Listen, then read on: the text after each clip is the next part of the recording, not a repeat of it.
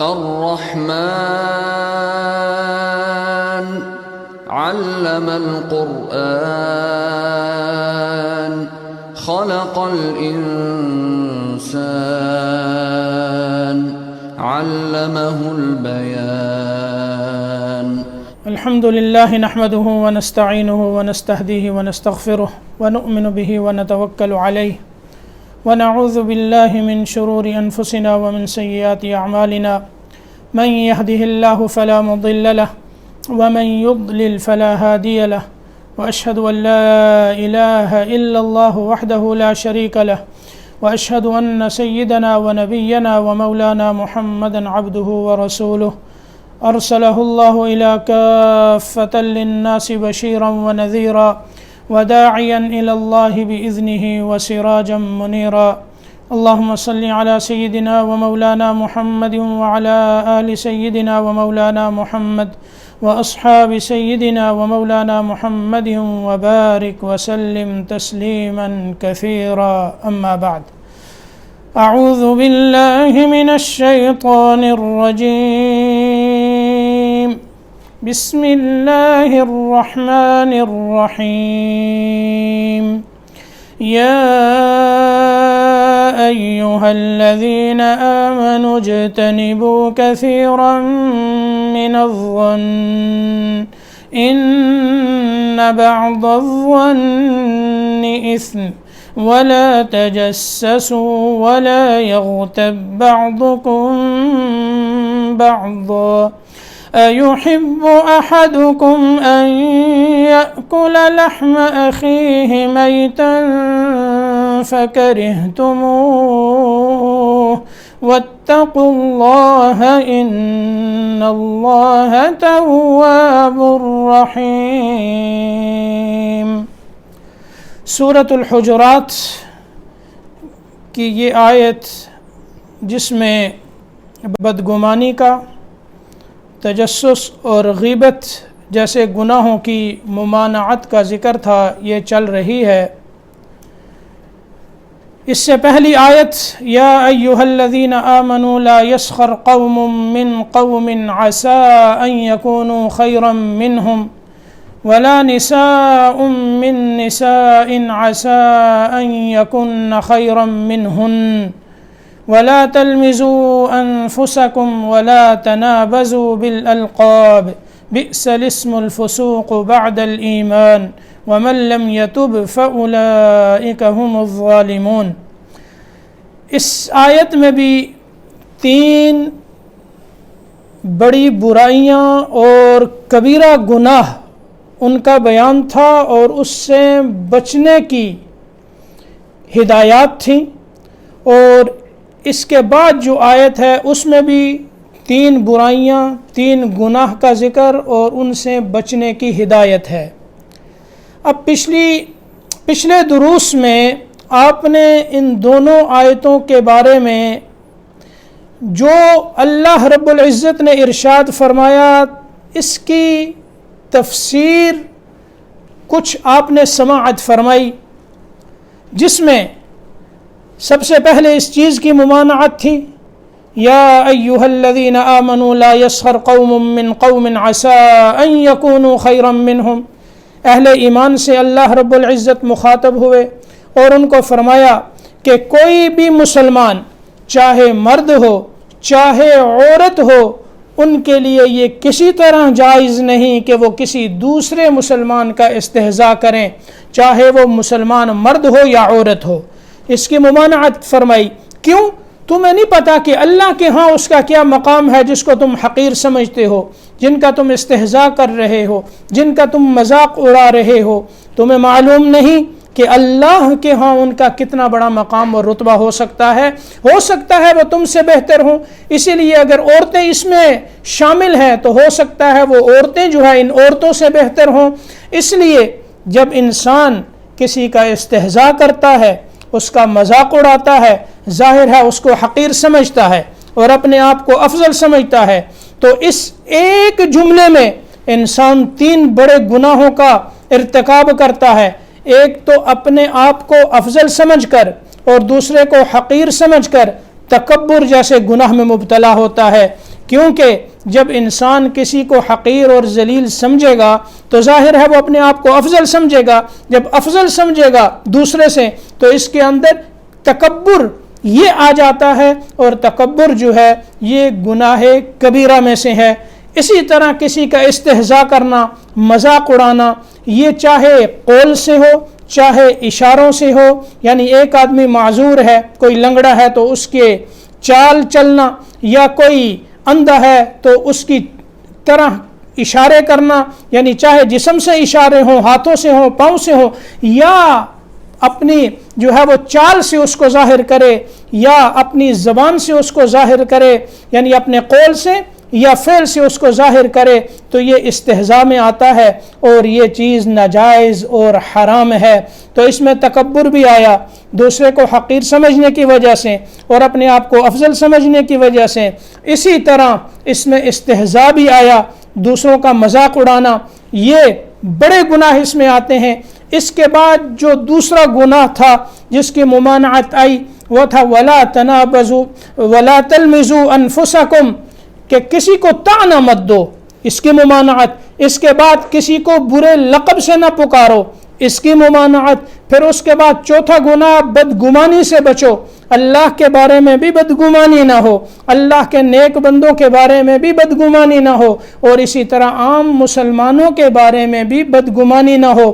اور چوتھا گناہ جس سے بچنے کی ہدایت آئی وہ کیا تھا؟ وَلَا تَجَسَّسُوا، تجسس نہ کرو، یعنی کسی کے خفیہ عیبوں کا سراغ نہ لگاؤ کہ انسان کیا کرتا ہے، کہاں جا رہا ہے، کیا کما رہا ہے. جب وہ اپنے عیب کو تم پر ظاہر نہیں کر رہا تو تمہارے لیے یہ جائز نہیں کہ اس کے خفیہ عیبوں کا سراغ لگاؤ اور ان کو ڈھونڈتے پھرو، اس کی ممانعت. اسی طرح چھپ کر کسی کی باتیں سننا، یہ بھی تجسس میں آتا ہے، اس کی ممانعت. اسی طرح اپنے آپ کو سویا ہوا ظاہر کر کر دوسروں کی باتیں سننا، یہ بھی تجسس میں آتا ہے. تو تجسس جو چوتھا پانچواں گناہ تھا اس کی ممانعت آئی.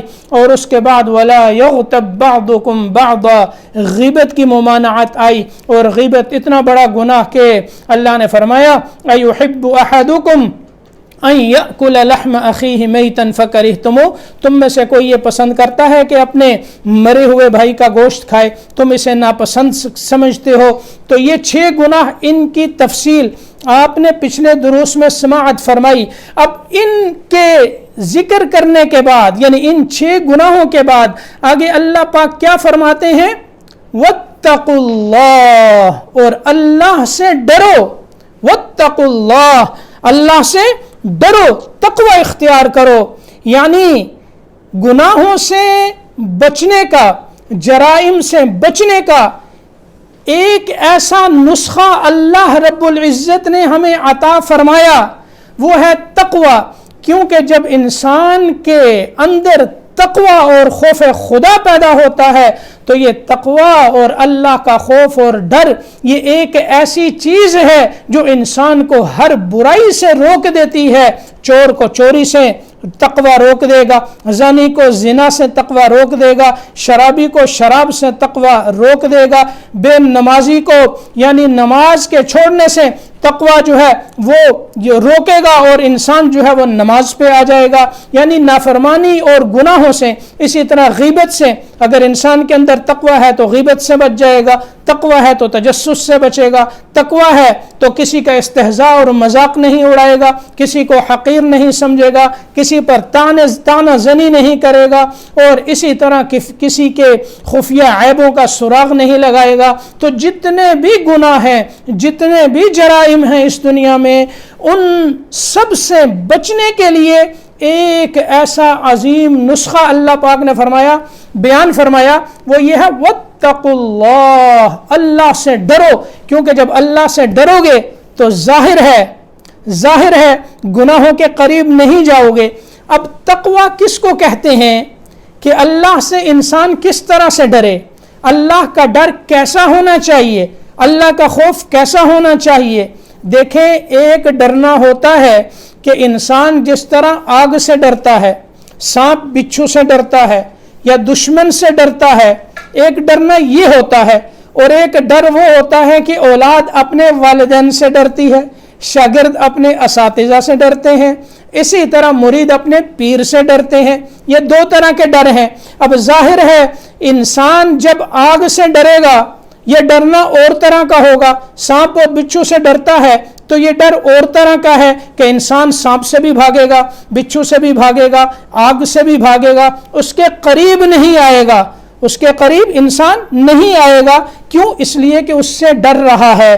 لیکن یہاں جو تقویٰ ہے اس سے مراد یہ خوف اور یہ ڈر نہیں کہ انسان جس طرح آگ سے ڈرتا ہے یا جس طرح جو ہے وہ سانپ اور بچھو سے ڈرتا ہے، یہ ڈر مراد نہیں، بلکہ کیسا ڈر ہو؟ اللہ رب العزت کی عظمت، اللہ رب العزت کی کبریائی یہ انسان کے دل میں ہو اور اللہ کے ساتھ انسان کا تعلق مضبوط ہو، اللہ کی عظمت، اس کی بڑائی، اس کی محبت انسان کے اندر آ جائے اور یہ چیز غالب ہو اور اس کے ساتھ انسان گناہوں سے بچے۔ تو یہ ہے تقویٰ کہ اللہ کی عظمت اور محبت کو دل میں رکھتے ہوئے اللہ سے ڈرنا اور گناہوں سے بچنا، اس کو تقویٰ کہتے ہیں۔ جیسے اولاد اپنے اگر کوئی جرم کر لیتا ہے بچہ یا بچی یا کوئی اس سے غلطی ہو جاتی ہے تو ظاہر ہے ایسی غلطی کہ جس کو والدین ناپسند کرتے ہیں، اب وہ اس فکر میں ہوتا ہے کہ اس غلطی کا علم میرے والدین کو نہ ہو جائے۔ کیوں؟ اگر ہو گیا تو والدین ناراض ہو جائیں گے، والدین مجھے سزا بھی دے سکتے ہیں، والدین جو ہے وہ سختی بھی کر سکتے ہیں۔ تو یہ جو خوف اور ڈر پیدا ہوتا ہے، یہ ڈر کیسے پیدا ہو رہا ہے؟ والدین کا جو مقام ہے، جو ادب اور احترام ہے، وہ بچے کے دل میں موجود ہوتا ہے۔ اس ڈر کی وجہ سے بچہ والدین سے بھاگتا نہیں ہے، ہاں اس کی کوشش ضرور کرتا ہے کہ میرا یہ عیب، یہ برائی والدین پر ظاہر نہ ہو، تو اس برائی سے بچتا ہے، کہ یعنی اس برائی کو چھپانے کے لیے والدین سے اس کو چھپانے کی کوشش کرتا ہے کہ کہیں ان کو پتہ نہ چل جائے۔ اب ایک یہ خوف اور ڈر ہے، یہ والدین کی عظمت اور ان کی محبت کی وجہ سے، ان کے ادب اور احترام کے ساتھ یہ ڈر بچے کے دل میں پیدا ہوتا ہے۔ اسی طرح شاگرد ہے، اگر استاد ہیں اور وہ ان سے ڈرتا ہے تو یہ بھی ادب اور احترام اور محبت کی وجہ سے یہ ڈر پیدا ہوتا ہے کہ جس کی وجہ سے طالب علم ایسے کوئی کام نہیں کرتا جس کی وجہ سے استاد جو ہے وہ ناراض ہوتے ہوں، بچہ ایسے کام نہیں کرتا کہ جن کی وجہ سے والدین ناراض ہوتے ہوں۔ اسی طرح یہ سمجھ لے کہ تقویٰ ہے کہ انسان گناہوں سے بچے، اللہ کی عظمت اور محبت اس کے دل میں ہو اور اللہ کی اطاعت کی طرف وہ جھک رہا ہو اور اللہ کی کبریائی اس کے دل کے اندر ہو، تو وہ اللہ سے جو ہے وہ ڈرتا ہے، تو اس کو تقویٰ کہتے ہیں۔ اب یہ تقویٰ انسان کے اندر کیسے پیدا ہوگا؟ ظاہر ہے جب تقویٰ آئے گا تو انسان اللہ کی اطاعت میں آئے گا، اللہ کی فرمانبرداری میں آئے گا، اللہ کے احکامات پر عمل کرے گا۔ یہ نہیں ہو سکتا کہ انسان متقی ہو اور وہ گناہوں میں مبتلا ہو رہا ہو، ایسا نہیں ہوگا، بلکہ اس کے اندر جب تقویٰ آئے گا تو تقوی کا یہ اثر ہوگا کہ یہ اللہ کی اطاعت پر آ جائے گا، اللہ کی فرمانبرداری پر اور اللہ کے دین پر عمل کرنے کے لیے یہ تیار ہوگا، نافرمانی سے بچے گا۔ اب ظاہر ہے یہ تقویٰ کیسے پیدا ہوگا، یعنی اس تقوی کو حاصل کرنے کا طریقہ کار کیا ہے، وہ بھی ہمیں اللہ پاک نے بیان فرما دیا قرآن پاک میں۔ یا ایھا الذین آمنوا اتقوا اللہ وکونوا مع الصادقین، اے ایمان والو اللہ سے ڈرو اور سچوں کے ساتھ ہو جاؤ، یعنی ایسے لوگ جو اپنے قول میں، اپنے فعل میں، اپنے عمل میں سچے اور پکے اور درست ہیں، ان کا ساتھ دو، ان کے ساتھ ہو جاؤ۔ یہ صحبت جو ہے تمہیں تقویٰ تمہارے اندر پیدا کرے گی، یہ صحبت تمہیں برائیوں سے بچا لے گی، اس لیے سچے لوگوں کے ساتھ، ایک تو یہ بتاؤ اپنی صحبت کو اچھا بناؤ، نیک اور سچے لوگوں کے ساتھ بیٹھو، ان کے ساتھ اٹھو، ان کے ساتھ اپنے تعلق کو قائم کرو۔ اور پھر اللہ نے ایک اور جگہ ارشاد فرمایا، یا ایھا الذین آمنوا اتقوا اللہ وقولوا قولا سدیدا، اے لوگو اللہ سے ڈرو اور درست بات کہو، یعنی سچی بات کہو۔ یہاں بھی ایسی بات جو بالکل درست ہو، جو بالکل سچی ہو، ایسی بات کہو۔ سچ بولنے سے تمہارے اندر تقوی پیدا ہوگا۔ اور پھر اللہ پاک نے یہ ارشاد فرمایا، یا ایھا الذین آمنوا اتقوا اللہ ولتنظر نفس ما قدمت لغد واتقوا اللہ ان اللہ خبیر بما تعملون۔ اے لوگو اللہ سے ڈرو، اور ہر انسان کو یہ دیکھنا چاہیے کہ اس نے کل کے لیے آگے کیا بھیجا ہے، یعنی قیامت کو سامنے رکھو، اپنی آخرت کو سامنے رکھو، اور پھر اپنی آخرت کو سامنے جب رکھو گے تم تو تمہارے اندر خوف خدا پیدا ہوگا، تقوی پیدا ہوگا۔ یعنی انسان جب اس چیز کو اپنے اندر پیدا کرتا ہے کہ اب ظاہر ہے، اس فکر میں ہے کہ ہر انسان نے مرنا ہے، میں ہوں، مجھے بھی موت آئے گی، آپ کو بھی، ہم میں سے کوئی یہاں رہنے والا نہیں، سب نے اپنے وقت پر اس دنیا سے جانا ہے۔ اب یہ فکر جیسے آتا ہے کہ یعنی عقل مند وہ شخص ہے جو اپنی موت کو یاد رکھے اور مرنے کے بعد جو زندگی آنے والی ہے اس کے لیے اعمال کرے۔ الکیس من دان نفسہ وعمل لما بعد الموت، موت کے بعد جو حالات آنے والے ہیں ان کے لیے انسان تیار رہے۔ تو انسان اپنی موت کو سامنے رکھے، اپنی آخرت کو سامنے رکھے۔ ظاہر ہے جب انسان کو یہ فکر ہوگی کہ میں نے کل مرنا ہے، جتنے میرے تعلق والے ہیں یہ ساتھ چلیں گے، کہاں تک ساتھ دیں گے، آخر قبر تک پہنچیں گے اور مٹی اوپر ڈال کر پھر واپس آ جائیں گے۔ اس کے بعد معلوم نہیں کون قبر پہ آتا ہے، کون نہیں آتا، کوئی دعا بھی کرتا ہے یا نہیں کرتا۔ یہ انسان اس کو سوچے کہ ہر چیز پیچھے رہ جانے والی ہے، میں تنہا آگے جانے والا ہوں، میرے ساتھ کیا چیز جائے گی، میرے نیک اعمال جو ہیں وہی ساتھ جائیں گے۔ اگر میں نے دین سیکھا ہے، دین پر عمل کیا ہے، نمازیں پڑھی ہیں، قرآن پڑھا ہے، حج فرض تھا تو کیا ہے، زکوٰۃ فرض تھی تو ادا کی ہے، لوگوں کے ساتھ اچھے معاملات کیے ہیں، اپنے اخلاق کو درست کیا ہے، حقوق العباد پورے کیے ہیں، حقوق اللہ پورے کیے ہیں، اور پھر انسان جب اس کے ساتھ آگے جاتا ہے تو ظاہر ہے اس کی قبر روشن ہوتی ہے۔ اور اگر انسان گناہوں کے ساتھ چلا جائے، اللہ نہ کرے آخرت میں پکڑا گیا تو کیا بنے گا۔ اس لیے اللہ نے فرمایا، اے ایمان والو اللہ سے ڈرو اور کل قیامت کے بارے میں دیکھ لو کہ تم نے وہاں اٹھنا ہے، وہاں کھڑا ہونا ہے، وہاں سورج 1 میل کے فاصلے پر ہوگا اور کوئی سایہ نہیں ہوگا، ایک عرش کا سایہ ہوگا۔ وہ 7 بندے ہیں جن کا حدیث میں تذکرہ آتا ہے، اللہ ان کو وہ سایہ عطا فرما دیں گے۔ اس کا ذکر انشاءاللہ پھر کسی موقع پر کروں گا، وہ 7 بندے کون سے ہیں۔ بہرحال اللہ پاک جو ہے وہ اپنے نیک بندوں کو اور اپنے احکام کی پابندی کرنے والوں کو، انصاف کرنے والوں کو، مساجد کے ساتھ تعلق کرنے والوں کو، تعلق قائم کرنے والوں کو اللہ وہ عرش کا سایہ عطا فرمائیں گے۔ اس کے علاوہ کوئی سایہ نہیں ہوگا۔ ساری کی ساری مخلوق اس محشر کے میدان میں جمع ہوگی۔ سورج 1 میل کے فاصلے پر ہے۔ حدیث پاک میں آتا ہے انسان اپنی بداعمالیوں کے ساتھ وہاں جب حاضر ہوگا تو ان بداعمالیوں کی وجہ سے انسان کو پسینہ آئے گا۔ کسی کی برے اعمال یعنی بداعمالیاں ایسی ہوں گی کہ وہ پسینہ اس کے جو ٹخنے ہیں وہاں تک ہوگا، اور کسی کا جو ہے وہ پسینہ اس کے گھٹنوں تک آئے گا، کسی کا پسینہ اس کے پیٹ تک آئے گا، اور پھر کسی کے بداعمالیاں ایسی ہوں گی کہ وہ پسینے میں اس طرح ڈوبا ہوا ہوگا کہ پسینہ جو ہے اس کے منہ تک آئے گا، اور آپ نے اشارہ فرمایا کہ یہاں سے اندر جا رہا ہوگا، یعنی یہاں تک وہ پسینہ پہنچے گا۔ تو انسان اپنے اس حالت کو یاد کرے، قیامت کے اس منظر کو یاد کرے، اللہ کے سامنے ہم نے پیش ہونا ہے۔ اس وقت ہم اپنے اعمال کے ساتھ جائیں گے، اللہ ہم سے سوال کریں گے، اللہ ہم سے پوچھیں گے، زمین گواہی دینے کے لیے آ جائے گی۔ یومئذ تحدث اخبارہا، کہ اللہ اس نے یہاں میری اس جگہ پر اس نے یہ برائی کی ہے اور اس نے یہ اچھائی کی ہے، زمین گواہی دے گی، اللہ کی طرف سے اور گواہ بھی کھڑے ہو جائیں گے۔ انسان یعنی وہ ایسا نظام ہے اللہ رب العزت کا، وہ عدل و انصاف کا دن ہے، وہاں اللہ پاک انصاف فرمائیں گے۔ تو اس لیے جو مجرم ہوں گے اس وقت اللہ فرماتے ہیں الیوم نختم علی افواہہم، ان کے منہوں پر مہر لگا دی جائے گی، وتشہد ارجلہم، وتكلمنا أيديهم وتشهد أرجلهم بما كانوا يكسبون. ان کے ہاتھ اور پاؤں جو ہیں وہ ان کے ہاتھ ہم سے باتیں کریں گے, ان کے پاؤں ان کے اوپر گواہ بن کے آ جائیں گے کہ اس نے یہ حرکت کی ہے. یوم تشهد عليهم ألسنتهم وأيديهم وأرجلهم بما كانوا يعملون. ہاتھ پاؤں اور یہ زبان بھی انسان کے اوپر گواہ بنے گی.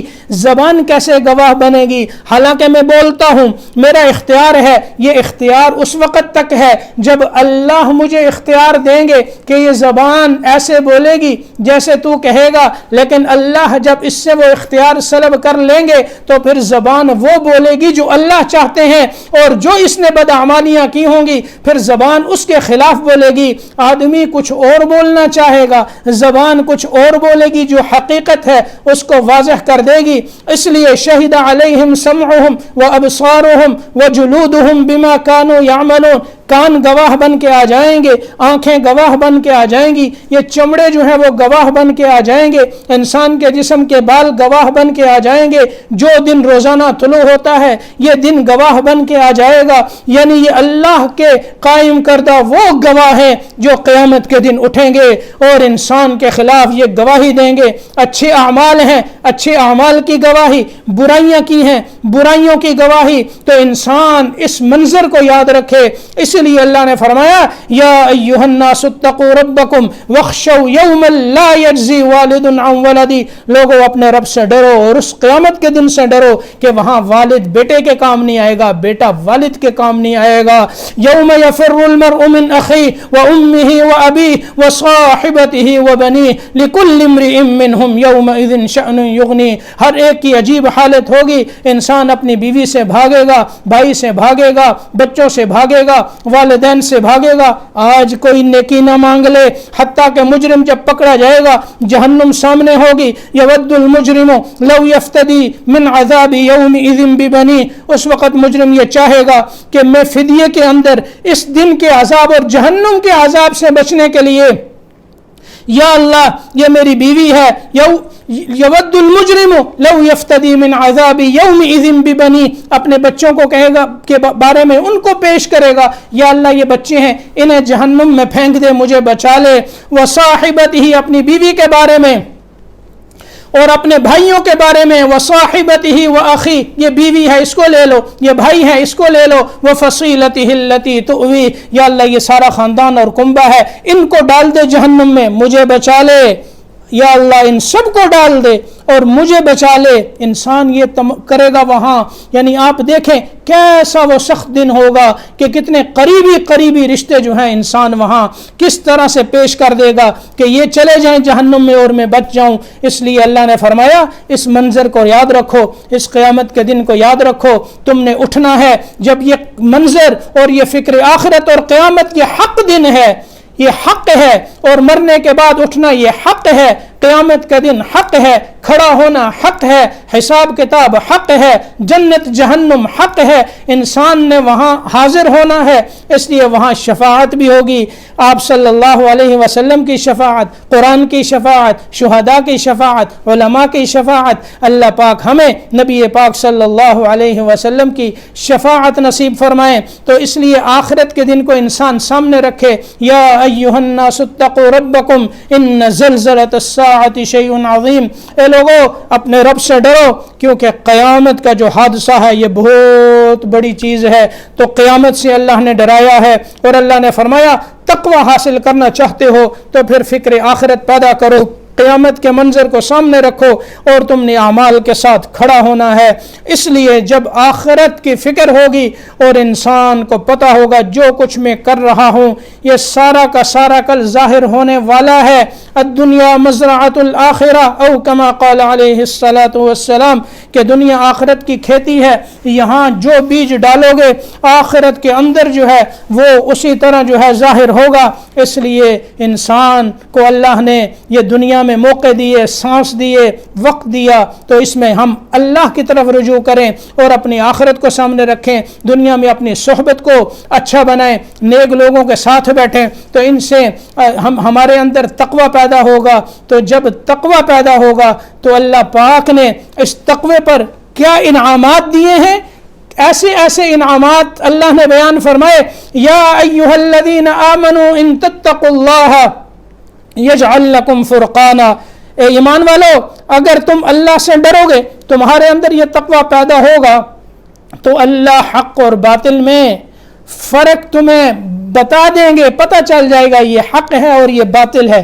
جیسے آدمی کہتا ہے کہ ہمیں تو پتہ ہی نہیں حق کیا ہے باطل کیا ہے، یہ فساد، یہ جھگڑے، یہ فتنوں کا دور، سب کچھ ہے، لیکن اللہ فرماتے ہیں تقوی تمہارے اندر ہوگا تو خود پتہ چلے گا، اللہ بتائیں گے یہ حق ہے اور یہ باطل ہے، اس تقوی پر یہ انعام ملے گا۔ دوسرا انعام کیا؟ وَيُكَفِّرْ عَنْكُمْ سَيِّئَاتِكُمْ، برائیاں اللہ تمہاری مٹا دے گا۔ تیسرا انعام وَيَغْفِرْ لَكُمْ ذُنُوبَكُمْ، تمہارے گناہ اللہ معاف فرما دے گا۔ اور پھر اس کے اوپر چوتھا انعام وَمَن يَتَّقِ اللَّهَ يَجْعَل لَّهُ مَخْرَجًا، جو اللہ سے ڈرتا ہے اللہ اس کے لیے ہر مصیبت سے نکلنے کا راستہ پیدا فرما دیتے ہیں۔ انسان مصائب میں ہے، تکالیف میں ہے، ان مصائب سے کیسے نکلنا ہے، مشکلات سے کیسے نکلنا ہے، اگر تمہارے اندر تقوی ہے تو اللہ تمہیں ان مصائب اور مشکلات سے نکال دیں گے۔ اور پھر رزق کے بارے میں پریشان ہو، روزی کہاں سے ملے، اس کے لیے انسان پریشانیاں اٹھاتا ہے اور پھر دوڑیں لگاتا ہے، اللہ فرماتے ہیں تمہارے اندر تقوی پیدا ہوگا تو پانچواں انعام کیا ملے گا؟ وَيَرْزُقْهُ مِنْ حَيْثُ لَا يَحْتَسِبْ، رزق وہاں سے عطا ملے گا جہاں تمہارا وہم و گمان بھی نہیں ہوگا۔ انسان اس راستے پر یعنی سوچ نہیں سکتا کہ ادھر سے بھی میرے پاس رزق آئے گا، اللہ ایسی جگہ سے رزق دیں گے۔ اور پھر وَمَن يَتَّقِ اللَّهَ يَجْعَل لَّهُ مِنْ أَمْرِهِ يُسْرًا، تمہارے کام حل نہیں ہو رہے، مشکلات میں آ چکے ہو، اللہ فرماتے ہیں اللہ سے ڈرو گے، تقوی پیدا ہوگا تو اللہ تمہارے کام آسان کر دیں گے، تمہارے سارے معاملات آسان ہو جائیں گے، کام آسان ہو جائیں گے، تو اللہ کی طرف سے معاملات اور کاموں میں آسانی آ جائے گی۔ یہ دنیا کے اندر ایک تو اللہ حق اور باطل میں فرق، پھر گناہوں کا کفارہ، گناہوں کی بخشش، اور اس کے ساتھ ہر مصیبت سے نکلنے کا راستہ، اور رزق کی فراوانی اور کاموں کے اندر آسانی۔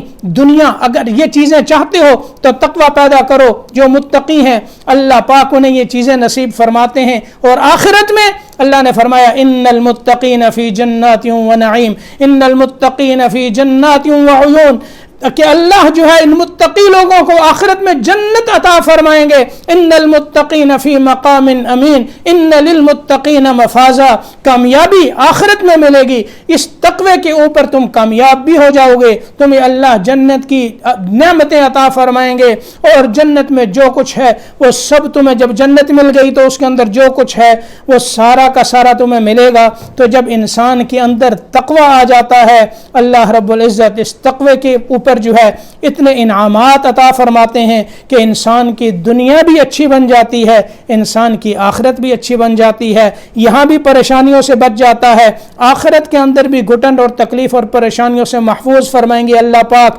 تو اللہ سے دعا ہے کہ اللہ پاک ہمیں تقوی نصیب فرمائے، اللہ ہمیں اپنی طرف پھیر دیں، اور اللہ پاک جو ہے ہم سب کی آخرت اچھی بنائیں، دنیا اچھی بنائیں، جو کہا سنا اللہ پاک عمل کی توفیق نصیب فرمائے۔ اور اس کے بعد اللہ نے فرمایا ان اللہ تواب الرحیم، یعنی گناہ ہو گئے تو توبہ کرو، تقوی اختیار کرو، ساتھ توبہ کرو، توبہ کرو گے تو اللہ اس توبہ کی وجہ سے تمہارے گناہ معاف کر دیں گے۔ توبہ یہی ہوتی ہے کہ انسان گناہوں کو چھوڑے اور واپس پلٹ کر اللہ کی طرف آ جائے۔